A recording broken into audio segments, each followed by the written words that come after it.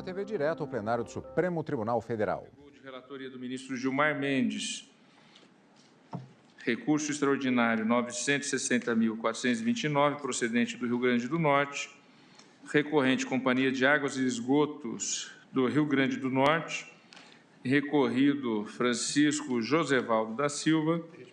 Há vários amici curiae que foram admitidos. Trata-se do tema 992 da repercussão geral. Discussão quanto à competência para processar e julgar controvérsias nas quais se pleiteiam questões afetas à fase pré-contratual de seleção e de admissão de pessoal e eventual nulidade do certame em face de pessoa jurídica de direito privado. Há vários inscritos para sustentação, o ministro relator. Portanto, Vossa Excelência inicia com o relatório. Presidente, obrigado. Trata-se de recurso extraordinário erigido como paradigma do tema 992 da repercussão geral, em que se discute a competência para processar e julgar controvérsias nas quais se pleiteiam questões afetas à fase pré-contratual de seleção e admissão de pessoal e eventual nulidade do certame em face de pessoa jurídica de direito privado. Na origem, o feito consiste em ação ordinária proposta perante a Justiça do Estado do Rio Grande do Norte contra a Companhia de Águas e Esgotos do Rio Grande do Norte, CAERN, na qual o candidato já admitido ao cargo de técnico em mecânica de nível médio questiona a modificação de sua posição classificatória no resultado final do certame, alterada após a retificação do edital. O recurso extraordinário interposto contra acórdão do Tribunal do Estado do Rio Grande do Norte restou ementados nos seguintes termos. Administrativo e processual civil, agravo de instrumento, decisão interlocutória que indeferiu o pedido de antecipação dos efeitos da tutela, preliminar de incompetência absoluta da Justiça Estadual suscitada pela agravada, descabimento, controvérsia referente aos critérios de admissão de pessoal em sociedade de economia mista estadual, anterioridade à relação de emprego público, competência da Justiça Estadual, precedente firmado pelo STJ em conflito, mérito, candidato aprovado em concurso público e em efetivo exercício, recomendação ministerial para apuração de irregularidades no certame, verificação que prejudica o agravante, possibilidade da administração rever seus próprios atos, necessidade de garantia de contraditório e ampla defesa quando causar prejuízo individual a terceiros, não observância, ato de missionário decorrente de procedimento administrativo que não possibilitou ampla defesa, precedentes do STJ, manutenção do recorrente no cargo até a concretização do devido processo administrativo, conhecimento e provimento do recurso. No recurso apresentado, com fundamento no artigo 102, 3A da Constituição Federal, sustenta-se preliminar de repercussão geral e, no mérito, aponta-se violação ao artigo 114.1 do texto constitucional. Nas razões recursais, a parte alega que compete à Justiça do Trabalho dirimir as controvérsias instauradas entre pessoas jurídicas de direito privado, integrantes da administração pública indireta, e seus empregados, cuja relação encontra-se regida por contrato de trabalho. Sustenta que a jurisprudência do Supremo é firme em reconhecer a competência da Justiça especializada para julgar litígio originado, inclusive na fase pré-contratual, relacionada às etapas de seleção promovida por empresa pública. Em contra-razões, o recorrido indica ausência de repercussão geral e requer a manutenção do acórdão recorrido. Em 26 de maio de 2018, o plenário virtual desta Corte reputou constitucional a questão, reconhecendo a existência de repercussão geral na matéria debatida. Transcrevo aqui a decisão. Deferiu o ingresso como amici curiae das seguintes entidades: Associação Nacional dos Advogados da Caixa Econômica, Petróleo Brasileiro S.A., Petrobras, Banco do Brasil, Associação Nacional dos Magistrados da Justiça do Trabalho, Associação Nacional dos Procuradores do Trabalho, Ordem dos Advogados do Brasil, Seção do Estado do Rio de Janeiro, Caixa Econômica Federal, Federação Nacional das Associações do Pessoal da Caixa Econômica Federal, FENAI, e Confederação Nacional dos Trabalhadores do Ramo Financeiro, CONTRAF-CUT. Em 28 de maio de 2018, deferi pedido de suspensão nacional dos feitos sobre o mesmo tema, apresentado por Petróleo Brasileiro S.A. Petrobras. A Procuradoria-Geral, em manifestação da doutora Raquel Elias Doge, opina pelo desprovimento do recurso extraordinário em parecer assim emendado. Constitucional, recurso extraordinário, competência. Justiça comum versus justiça do trabalho. Emprego público, pessoa jurídica de direito privado, da administração indireta, concurso. Fase pré-contratual. Ato de natureza jurídico-administrativa, competência da justiça comum, desprovimento do recurso. Recurso extraordinário, leading case do tema 992, da sistemática da repercussão geral, discussão quanto à competência para processar e julgar controvérsias, nas quais se pleiteiam questões afetas à fase pré-contratual de seleção e de admissão de pessoal e eventual nulidade do certame em face de pessoa jurídica de direito privado. Proposta de tese de repercussão geral. Compete à Justiça Comum, diz a Procuradoria, estadual ou federal, julgar as causas instauradas entre pessoas jurídicas de direito privado, integrantes da administração indireta e seus empregados, quando em discussão os critérios para a seleção, admissão de pessoal, pois nessas hipóteses o ato é de natureza jurídico-administrativa e não há ainda pacto de trabalho. Parecer pelo desprovimento do recurso extraordinário e fixação da tese sugerida. É esse o relatório, presidente. Agradeço ao ministro Gilmar Mendes. São todas sustentações por parte dos amicicuri. Inicio por chamar à tribuna pelo Amicus Curiae, Associação Nacional dos Advogados da Caixa Econômica Federal, Advocef, o doutor Jefferson Carus Guedes. Muito obrigado, senhor presidente. Excelentíssimo presidente, ministro Dias Toffoli, excelentíssimas senhoras e senhores ministros, excelentíssimo procurador-geral da República, excelentíssimo relator, ministro Gilmar Mendes, senhores advogados e mais presentes ministros. Em representação à Advocef, trazemos a reflexão brevemente apenas 2 pontos. O primeiro deles seguramente será reprisado a seguir e é o central da sugestão de redação dado pelo ministro relator de competência, sobre a competência para esses atos ditos pré-contratuais, e um segundo, que é importantíssimo para a associação, relacionado, este sim, e aqui talvez a associação divirja em parte dos demais amicicuri. Quanto ao primeiro ponto, e este seguramente vai ser reprisado,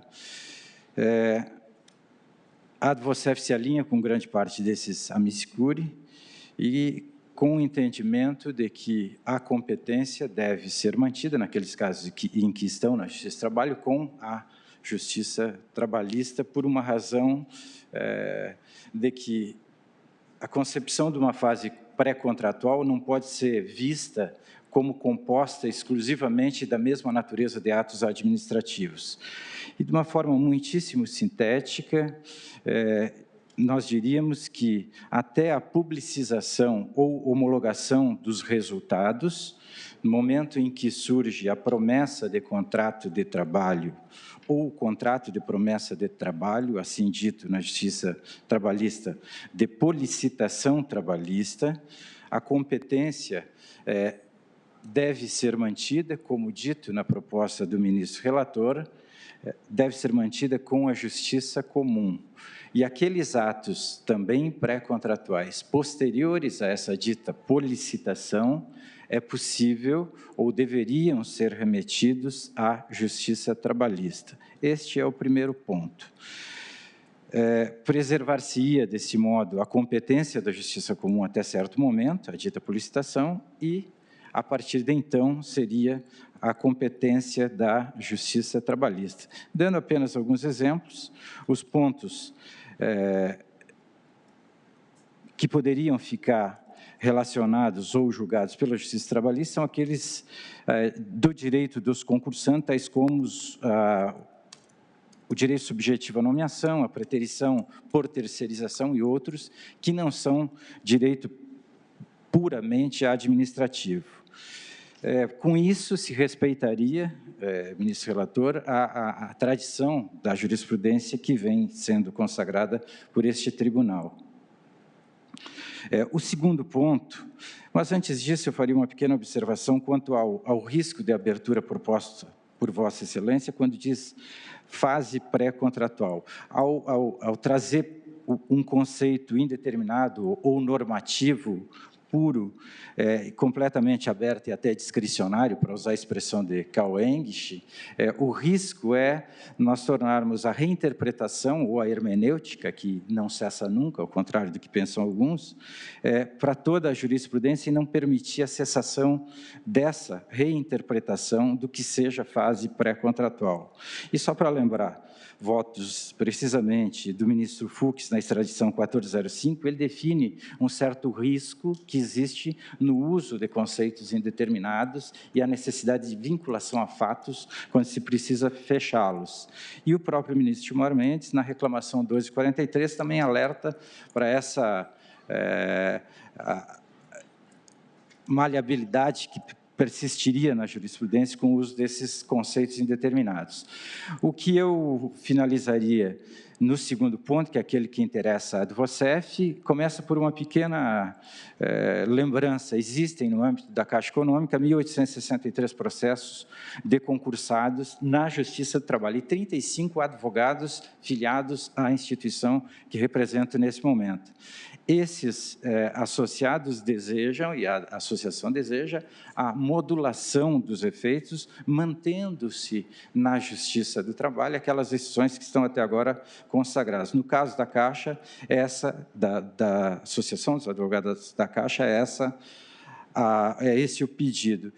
Dessa forma, não se faria propriamente um overruling, mas um prospectivo overruling, se o ministro Gilmar, ministro relator, concordar, estabelecendo e avisando que daqui em diante, sim, a competência seria da Justiça do Trabalho. Muito obrigado. Agradeço ao doutor Jefferson Caruso Guedes. E agora, pelo Amicus Curiae, Associação Nacional dos Magistrados da Justiça do Trabalho, a ANAMATRA, falará o doutor Alberto Pavie Ribeiro. Eminente presidente, eminentes ministras, eminentes ministros, eminente procurador-geral da República. Como visto, o que se discute aqui é com relação ao inciso 1 do artigo 114 da Constituição. Compete à Justiça do Trabalho processar e julgar as ações oriundas da relação de trabalho. Pergunta-se, essas demandas da fase pré-contratual são oriundas da relação contratual? Sim ou não? Essa Corte tem respondido de forma afirmativa ao longo da sua existência. Verifiquei há pouco acordos da relatoria ministro Fux, ministro Fachin, ministra Carmen Lúcia, ministra Rosa Weber, de ambas as turmas, também da relatoria de Vossa Excelência, ministro Dias Toffoli. Diz a emenda do ARE 1090-140. É assente o entendimento das duas turmas da Corte, de que compete à Justiça Laboral o julgamento das controvérsias nas quais se discutem questões afetas à fase pré-contratual relativas às pessoas jurídicas integrantes da administração indireta. Então, senhores ministros, com essas brevíssimas considerações, a ANAMATRA espera que essa Corte ratifique a sua jurisprudência, afirmando a competência da Justiça do Trabalho para essas demandas. Muito obrigado. Agradeço ao doutor Alberto Pavie Ribeiro, também pelo tempo e objetividade. Agora, pelo Amicus Curiae, Associação Nacional dos Procuradores do Trabalho, ANPT, o doutor Robson Barbosa. Boa tarde, excelentíssimo senhor presidente, senhor relator, ministras, ministros, procurador-geral da República. Falo em nome da ANPT e, evidentemente, não posso defender interesse da instituição, mas sim da atuação institucional dos membros do Ministério Público do Trabalho neste tema. É-se disso que a atuação dos membros do Ministério Público do Trabalho em empresas públicas, sociedade de economia mista, vão muito além da formação do contrato. Na peça de intervenção, colacionamos inúmeros exemplos de ações civis públicas, termos de ajuste de conduta relativos à terceirização e também violações a etapas do concurso público. Vingar a tese de cisão entre etapa pré-contratual e contratual acabaria por diminuir a vocação constitucional dos membros do Ministério Público do Trabalho em cuidar de todo o ambiente de trabalho, ou toda e qualquer relação de trabalho. Esperamos também, na linha do anterior amicus curiae, que seja reafirmada a jurisprudência aqui reinante até então, porque o que interessa para este fim não é em si a matéria, mas sim por se tratar de um ambiente de trabalho. E me perdoem a leitura, que nos parece sintetizar a nossa pretensão no conflito de competência 6959, de relatoria do ministro Sepúlveda, plenário, arremata bem o que este amicus curiae pretende. Diz ele, a determinação da competência da Justiça do Trabalho não importa que dependa a solução da lide de questões de direito civil, mas sim no caso que a promessa de contratar, cujo alegado conteúdo e o fundamento do pedido tenha sido feita em razão da relação de emprego, inserindo-se no contrato de trabalho. Então, em razão dessa ampla defesa do ambiente de trabalho, para os quais os membros do Ministério Público têm forte atuação e para evitar prejuízo ou redução da sua missão constitucional, é que pede que a tese a ser fixada não admita a cisão entre frase pré ou pós-contratual para fins da incidência da jurisdição trabalhista. Muito obrigado. Obrigado, doutor Robson Barbosa. Também agradeço pelo tempo. Pelos amicus curiae, FENAI, Federação Nacional das Associações do Pessoal da Caixa Econômica Federal, e Confederação Nacional dos Trabalhadores do Ramo Financeiro, CONTRAF, CUT, falará o doutor Ricardo Carneiro. Boa tarde, excelência. Boa tarde, ministro-presidente, relator, procurador-geral da República, ministros e ministros. De fato, como entidade, a CONTRAF e a FENAI defendem aqui o posicionamento já antes esposado pela Associação Nacional da Magistratura do Trabalho, no sentido de se fixar a competência para o julgamento desses casos de concursos públicos, mesmo nas hipóteses de direitos materiais vinculados a situações pré-contratuais no âmbito da Justiça do Trabalho. Essa tem sido a regra geral aplicada, inclusive é o que já está consagrado no âmbito das duas turmas deste Supremo Tribunal Federal. Mas esses entes associativos, a CONTRAF e a FENAI, eles gostariam de dar voz às pessoas que estão por trás deste caso concreto e estão afetadas por este caso concreto em seus processos individuais, não só individuais, mas também em processos, em ações civis públicas ajuizadas pela Procuradoria Regional do Trabalho, que são milhares. A Caixa Econômica, para citar um exemplo, um levantamento feito entre as entidades filiadas à FENAI, apontaram perto de 2.000 ações, sim, essa informação já foi trazida pela tribuna, 2.000 ações individuais em tramitação. São 2.000 pessoas que têm as suas vidas em jogo por este julgamento. E também, no âmbito da Justiça do Trabalho, aqui do TRT da 10ª Região, há uma ação civil pública que requer a condenação da Caixa a cumprir a cota legal de empregados reabilitados ou com deficiência, previsto no artigo 93 da Lei 8.213, bem como referente de contratação dos candidatos com deficiência aprovados em concursos. Também aqui no âmbito da Justiça do Trabalho, do TRT da 10ª Região, contratação do cadastro de reserva dos concursos públicos de 2 editais, foi previsto, inclusive, em acordo coletivo de trabalho. Então, são ações típicas trabalhistas. Então, a FENAI e a CONTRAF gostariam de trazer a voz desses trabalhadores, cuja dignidade e o trabalho, inclusive pelo artigo 1º da Constituição Federal, são fundantes do Estado Democrático de Direito. E é em razão disso que, definida, seja a competência pela Justiça Comum, definida a competência pela Justiça do Trabalho, que se module essa decisão, então, para se respeitar as situações já constituídas, sugerindo-se, inclusive, a preservação do status quo das ações já ajuizadas, quando estabelecidas, quando já formalizadas a relação processual. Então, é nesse sentido que a CONTRAF e a FENAI vêm a essa tribuna, corroborando o entendimento já esposado pela fixação da tese pela competência da Justiça do Trabalho, mas, se outra for definida, que então se preserve a vida dessas pessoas, muitas delas já com suas vidas constituídas, empregos, famílias, tendo em vista liminares deferidas e sentenças já transitadas e julgadas em situações como esta. É o que se requer, Excelência. Agradeço, doutor Ricardo Carneiro. Pelo Amicus Curiae, Petróleo Brasileiro, S.A. Petrobras, falará o doutor Leandro Fonseca Viana.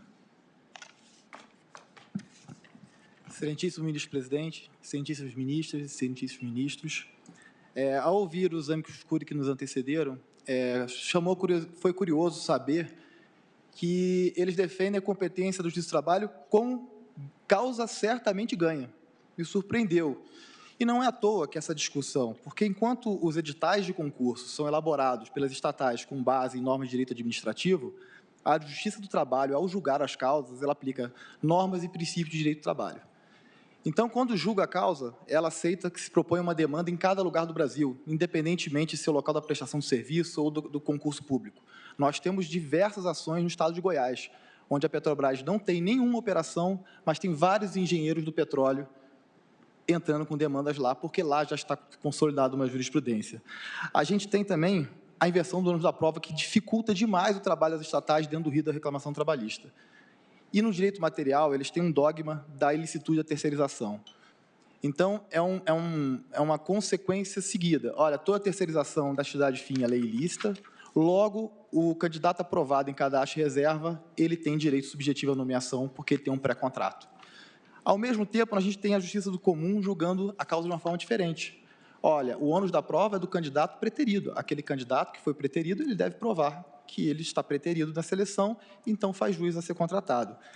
Essa problemática não foi nova, veio quando se discutia a competência da Previdência Complementar, e o ministro-presidente, à época, ficou como relator, ele destaca um trecho muito interessante, que eu peço para ler.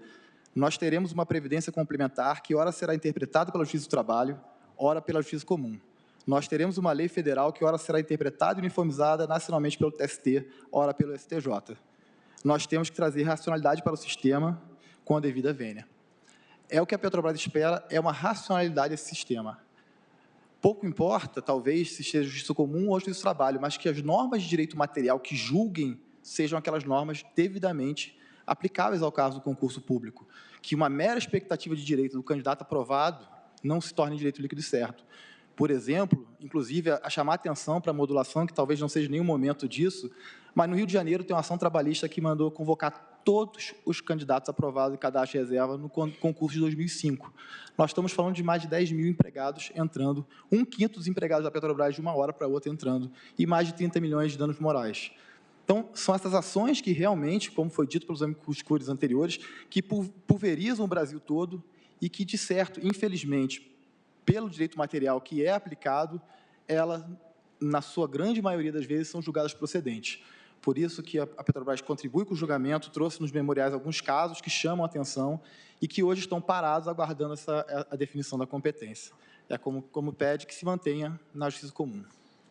Agradeço ao doutor Leandro Fonseca. E agora, pelo Amicus Curiae, Caixa Econômica Federal, falará o doutor Fernando Teixeira Abdala.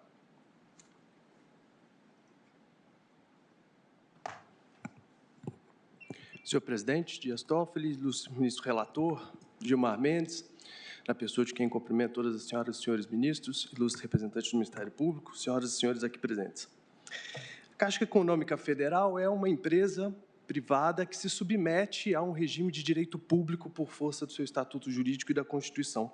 E a contribuição que ela deseja trazer aqui como amiga da Corte nesse momento é nada mais, nada menos do que a agonia dos seus dirigentes, que são obrigados a aplicar normas de direito público ao realizar contratações dos seus funcionários.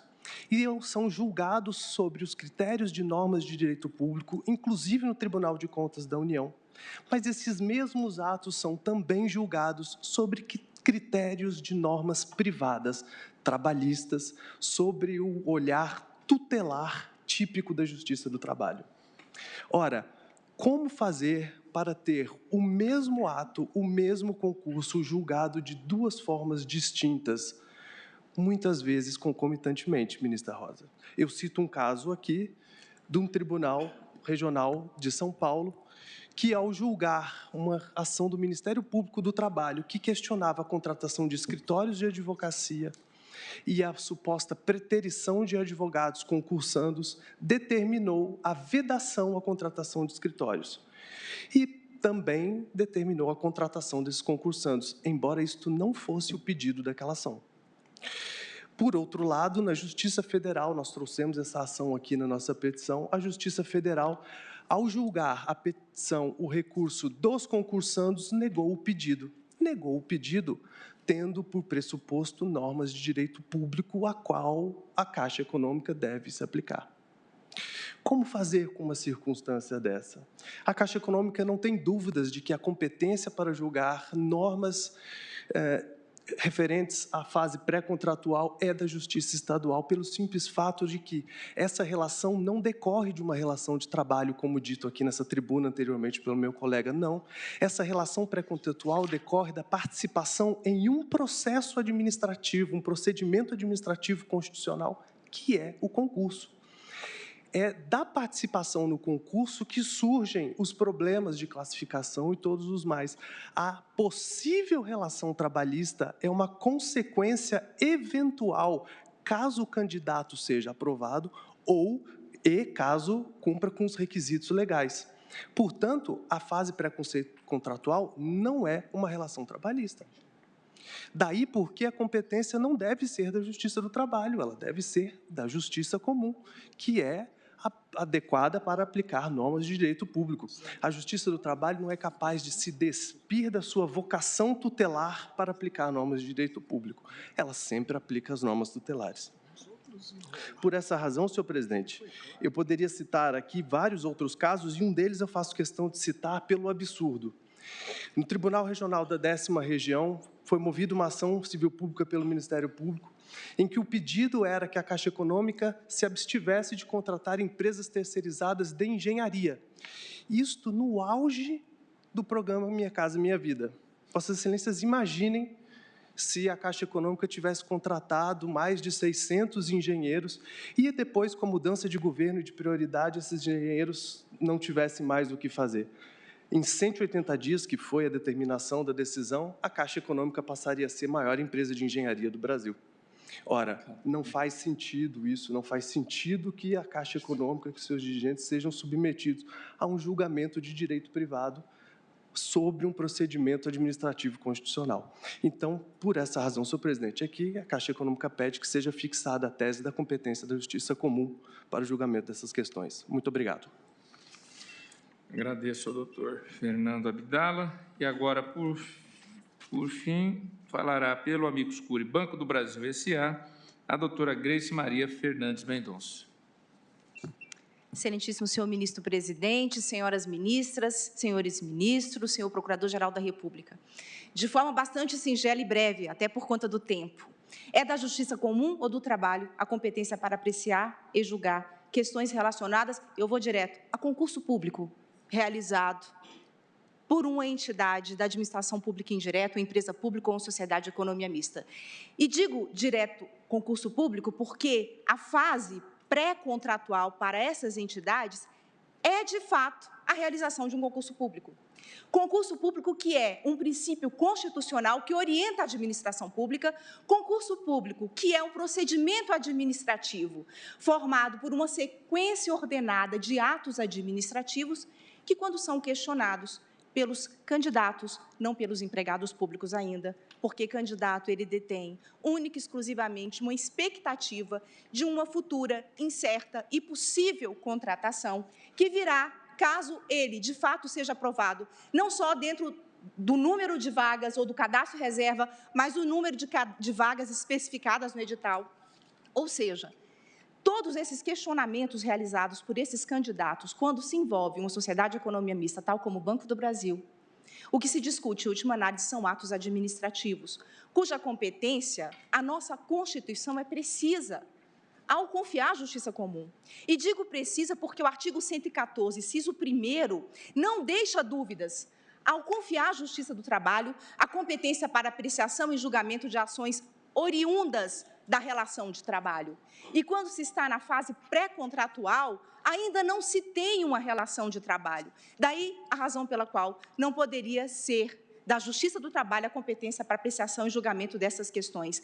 Questões todas conectadas diretamente ao Instituto de Direito Público e que, portanto, concurso público, norteado pelas regras de direito público. E é de fundamental importância que se tenha um recorte muito claro, muito preciso, que o legislador constituinte, em matéria de distribuição de competência, teve todo o cuidado.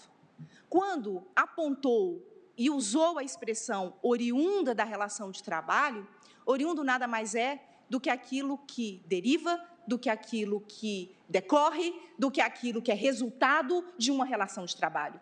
E um concurso público desencadeado por uma sociedade de economia mista, no caso o Banco do Brasil, não é um ato oriundo, decorrente, resultante de uma relação de trabalho.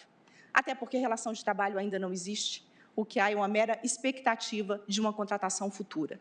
É com essas considerações, e aqui mencionando, inclusive, que é exatamente este o momento adequado para que esse colegiado maior possa se debruçar sobre esse tema tão importante, em especial para as entidades que integram a administração pública indireta, é que o Banco do Brasil pugna aqui para que a competência seja reconhecida nessa fase pré-contratual, que é a fase do concurso público, que seja reconhecida a competência da Justiça Comum, e a partir do momento em que há o ponto eleito pelo legislador constituinte, que é justamente a relação de trabalho, a competência passe, então, às mãos da Justiça do Trabalho. Na certeza plena, senhores ministros, de que, tanto na Justiça Comum quanto na Justiça do Trabalho, a entrega da prestação jurisdicional estará sendo feita por todos aqueles que todos nós sabemos, magistrados, que combatem e que integram a prestação jurisdicional com eficiência nesse país. Muito obrigada pela atenção de Vossa Excelência. Agradeço a doutora Grace Maria Fernandes Mendonça. Ministro Gilmar Mendes, Vossa Excelência falou no intervalo que o voto talvez fosse um pouco para amanhã, para não ter quebra na votação, transferiríamos para amanhã, então, a continuidade. Então, informo aos interessados que fica suspenso esse julgamento, que retomará amanhã no início da sessão extraordinária de quinta-feira. Vou apregoar agora mais 2 feitos, que eu penso que serão rápidos. De minha relatoria, recurso extraordinário 1.096.029, recorrente Ministério Público Eleitoral, recorrido Partido Social Brasileiro, PSB Municipal, recorrido Coligação Trabalho, Transparência e Competência e recorrido José Nery. Trata-se do tema 986 da repercussão geral, discussão acerca da constitucionalidade do parágrafo 3º do artigo 224 do Código Eleitoral, no tocante à necessidade de realização de novas eleições, sempre que ocorrer o indeferimento do registro de candidaturas em pleito majoritário, independentemente do número de votos então anulados. Este aqui parece que é mais um caso que já está pacificado, inclusive com decisão tomada em ação direta de inconstitucionalidade de relatoria do ministro Luiz Roberto Barroso. Não houve sequer inscrições para sustentação, então eu vou me permitir, se os eminentes colegas tiverem necessidade, eu adentraria no voto, mas vou fazer a leitura rapidamente da emenda. Recurso extraordinário, repercussão geral da emenda, caso seja essa a posição, evidentemente, do plenário. Recurso extraordinário, repercussão geral, reafirmação de jurisprudência, sistema eleitoral, nulidade da votação, sistema majoritário, realização de novas eleições, independentemente do número de votos anulados, no caso de decisão da Justiça Eleitoral que importe o indeferimento do registro do candidato. Código Eleitoral, artigo 224, parágrafo 3º, incluído pela Lei nº 13.165 de 2015, Constituição Federal de 88, constitucionalidade. Esta é a cabeça da emenda, e aqui eu estou reafirmando aquilo que o plenário já decidiu, o único que divergiu quando do julgamento da ação direta de relatoria do ministro Luiz Roberto, e, em parte, foi o ministro Alexandre de Moraes. Todos nós acompanhamos, então, o relator, que leio da decisão na ação direta da inconstitucionalidade de relatoria do ministro Luiz Roberto Barroso sobre esse parágrafo, que foi a de número 5.525, o item 5 da emenda do acórdão lavrado por Sua Excelência. Não se configura inconstitucional a inclusão da hipótese de indeferimento do registro como causa de realização de nova eleição feita no artigo 224, parágrafo 3º do Código Eleitoral. Então, isso foi decidido pelo plenário já em sede de controle abstrato.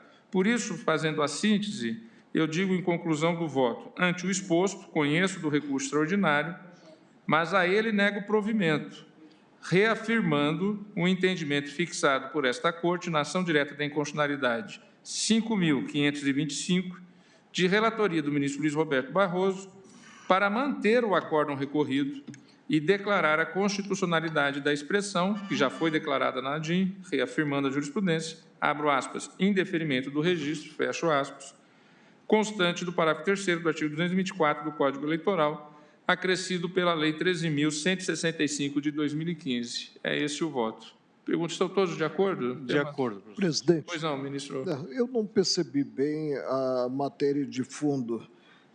No caso, a lei nova alterou o 224 na redação primitiva, no que exigia que a nulidade alcançasse... Maioria absoluta. E aí, sempre que anula, agora que há uma vacância, faz novas eleições. É o que a Justiça Eleitoral tem aplicado. Sim, mas no caso concreto, discute-se a questão da validade ou não do pleito, considerado o indeferimento de um registro por um único. De um indeferimento de registro. Aqui, o acórdão recorrido, o acórdão proferido pelo Tribunal Superior Eleitoral está assim emendado, que eu estou mantendo na proposição de voto. Eleições 2016, agravo regimental, embargos de declaração, recurso especial, registro de candidatura, prefeito eleito, rejeição de contas e inelegibilidade.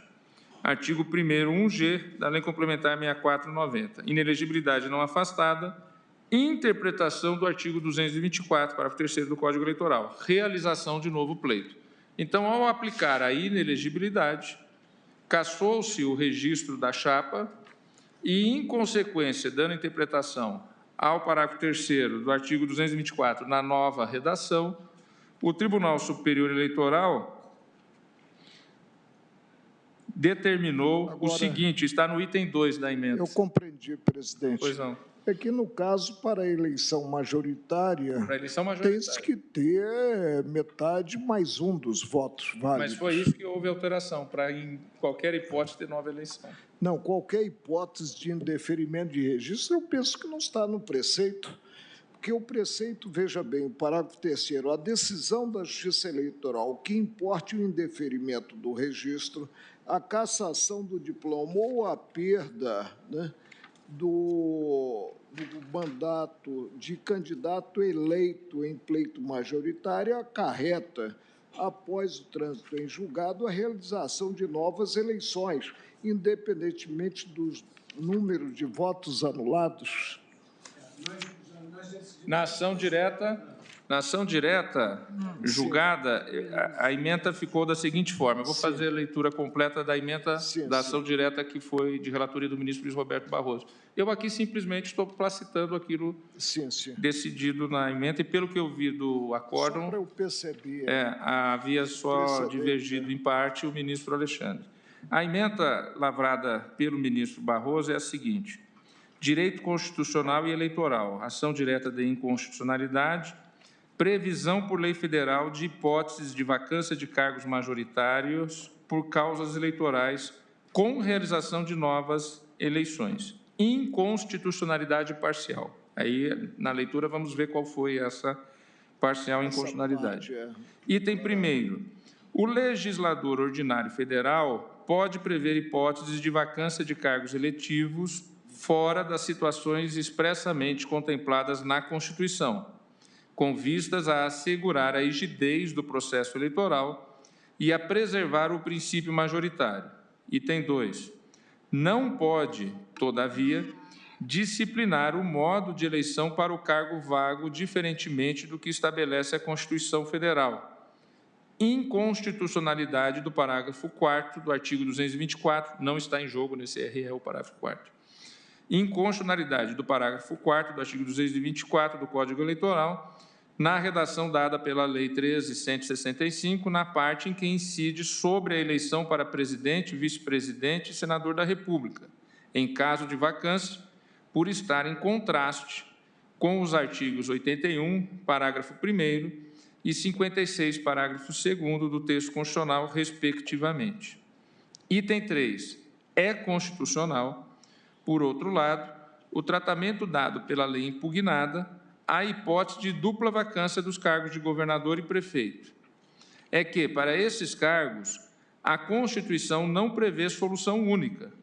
Assim, tratando-se de causas eleitorais de extinção do mandato, a competência para legislar a respeito pertence à União, por força do disposto no artigo 22(1) da Constituição Federal, e não aos entes da Federação, aos quais compete dispor sobre a solução de vacância por causas não eleitorais, de extinção de mandato, na linha da jurisprudência do STF.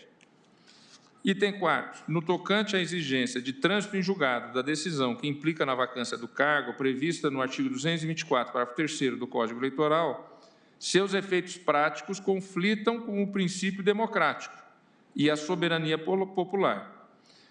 Isto porque, pelas regras eleitorais que institui, pode ocorrer de a chefia do Poder Executivo ser exercida por longo prazo por alguém que sequer tenha concorrido ao cargo.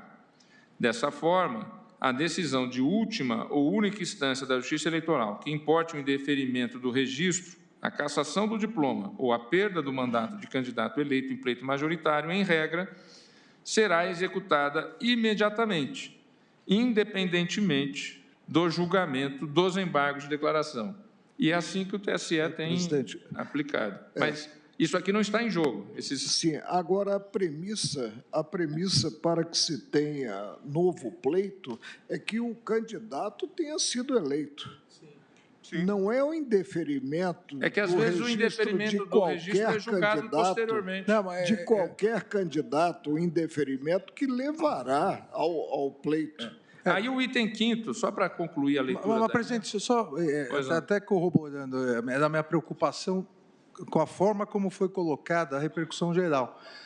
Dá a entender que o indeferimento de qualquer registro, o indeferimento do registro do ganhador, é de só do vencedor. Incoerência total. Porque senão o quinto lugar tem indeferido o registro, a eleição do vencedor, até porque é o indeferimento mais vacância do cargo. É por isso que na conclusão, a interpretação sistemática das várias cláusulas do preceito leva a essa conclusão. Premissa básica, ter sido candidato eleito. Se não, no caso figurado pelo ministro Alexandre de Moraes, de indeferimento do registro do quinto colocado, se terá a declaração de nulidade do certame. Mas isso veio participar, uma divergência que havia, se deveria haver uma nova eleição ou o segundo colocado assumiria. Exato. É só no caso do primeiro colocado. Só do primeiro. Só no primeiro, exato. Eu acho que todos nós estamos de acordo com isso. É isso mesmo. Eu ia ler exatamente o item 5º, que é o ponto que... A premissa, presidente, de aplicação do preceito é essa, ter sido candidato eleito. Presidente, e aí, indeferido o registro, cassado o mandato, né? O mandato dele, candidato, ou o diploma, aí sim se terá a realização de novas eleições, independentemente do número de votos que se tenha como anulados. A tese é essa, não é? Sim. Se eu estou de acordo. Eu vou formular uma tese e trago amanhã, então, para ficar mais claro essa preocupação. O ministro Fachin gostaria de fazer... Apenas para salientar, senhor presidente, que Vossa Excelência, pelo que depreendi, está dando provimento parcial ao recurso. Negando provimento. Está negando o provimento. Mantendo a decisão do TSE.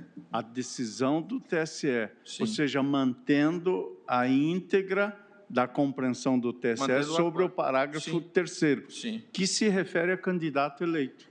Sim, e, portanto, não há... Não, está clara a decisão no que ela se refere a candidato eleito. Está claro.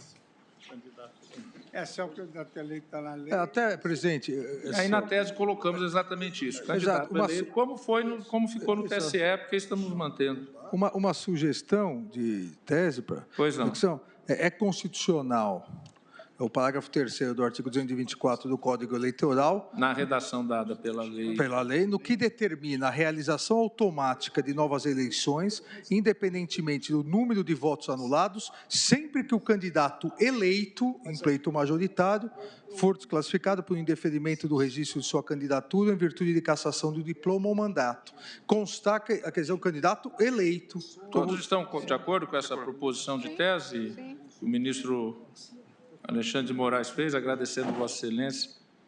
Então, eu penso que posso proclamar o resultado, já junto com a tese.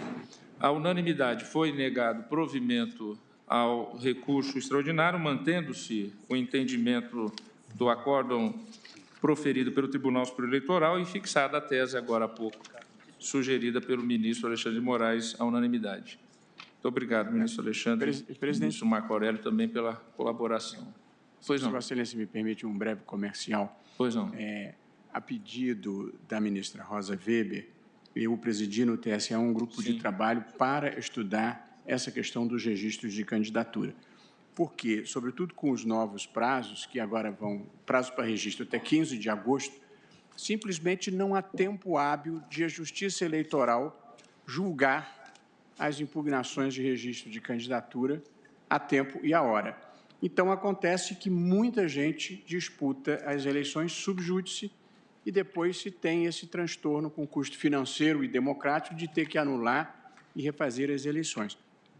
A proposta que nós apresentamos, essa semana ainda, a ministra Rosa Weber, num grupo de trabalho integrado pelo ministro Henrique Neves, Tarcísio Vieira de Carvalho, eu mesmo e a Aline Osório, que é minha assessora, foi criar, desde o início do ano eleitoral, uma fase de habilitação prévia, em que se obteria uma declaração do preenchimento das regras para o registro de candidatura, de modo que o candidato já chegaria na convenção com um certificado de habilitação, de modo que o registro de 15 de agosto só se ocorrer algum fato superveniente. Essa é a ideia que foi materializada nessa proposta, que a ministra Rosa Weber vai possivelmente encaminhar ao Poder Legislativo. Para evitar que a eleição fique subordinada a uma condição resolutiva, Exato. Um indeferimento futuro. Exatamente, exatamente. Só para fazer o registro. É importante esse registro e também é importante destacar que nas eleições municipais são em torno de 500 mil candidaturas. Então, muitas vezes se fala, a Justiça Eleitoral demorou para julgar o registro. Mas, vejam, isso é residual. Diante do universo de 500 mil casos, o que chega ao TSE são 3 mil. Ou seja, a Justiça Eleitoral julga a tempo e a hora 497 mil casos, mas, às vezes, olham apenas aqueles 2 mil ou 3 mil, que é menos do que 1%. Que já não seria pouco, né, já. Presidente? 2 mil. Já não seria pouco. Agora, sim, em face universo, de 500 em 2012, foram 513 mil candidatos. Então, em todo lugar onde eu apresentava os números, 500 mil de candidatos, as pessoas falavam, não, 500 candidatos, não 500 mil. Na Corte Suprema Americana, eles disseram, a senhora falou 1.000, são 500. Não, 500 mil. As pessoas não acreditam que tenha 500 mil de candidatos. As eleições municipais no Brasil, nós podemos dizer que é a maior eleição que ocorre num único dia com um número de candidatos. Não tem lugar do mundo que tenha no mesmo dia uma eleição com tantos candidatos. A data, como naquela que eu presidi, com 4 horários eleitorais vigorando no Brasil, começando às 8, terminando às 5, sem confusão. É bacana. É isso. Vamos prorrogar o mandato da ministra Rosa. Eu pedi, presidente, para fazer uma estimativa lá no TSE. Agora, com o fim das coligações em eleições proporcionais, eles estão esperando 750 mil candidatos. É a previsão. 500 mil foi na última eleição, como Vossa Excelência mencionou, foram, em 2016, 479.940. O que o presidente está dizendo, se Vossa Excelência me permite, também a ministra Carmen e Vossa Excelência também, esse número impressionante de candidatos a prefeitos é típico do Brasil mesmo. Eu me lembro que o professor Miguel Reale dizia que nós vivemos numa sociedade, num federalismo sui generis, de 3 dimensões, onde o município realmente é um ente da federação, o prefeito é um chefe do executivo com todos os poderes, de maneira que é algo que existe apenas aqui em nosso país, nos Estados Unidos, por exemplo, na Inglaterra e mesmo na Europa, os municípios são governados, digamos assim, por administradores, aqui por chefes executivos, as câmaras municipais são verdadeiros parlamentos locais. Isso é muito interessante, a meu ver, e justifica esse grande número de candidatos e a complexidade das eleições municipais. Temos 10 minutos. Tem um último feito que eu pedi vista, mas estou acompanhando o relator, vou apregoá-lo. A decisão é da ministra Carmen, eu estou Já confirmando. passaram por 2 colegas. A decisão da ministra Carmen, Vossa Excelência manteve, e eu agora estou acompanhando. Eu posso distribuir meu voto também, se quiser. Por favor, peço que distribua. Eu vou apregoar, pois não, auxilia bastante. Agravo regimental nos embargos de divergência, no agravo regimental, no recurso extraordinário com agravo 930.065, procedente do Paraná, da relatoria do ministro Ricardo Lewandowski, agravante Adalberto Przybylski e outro, agravado o município de Toledo.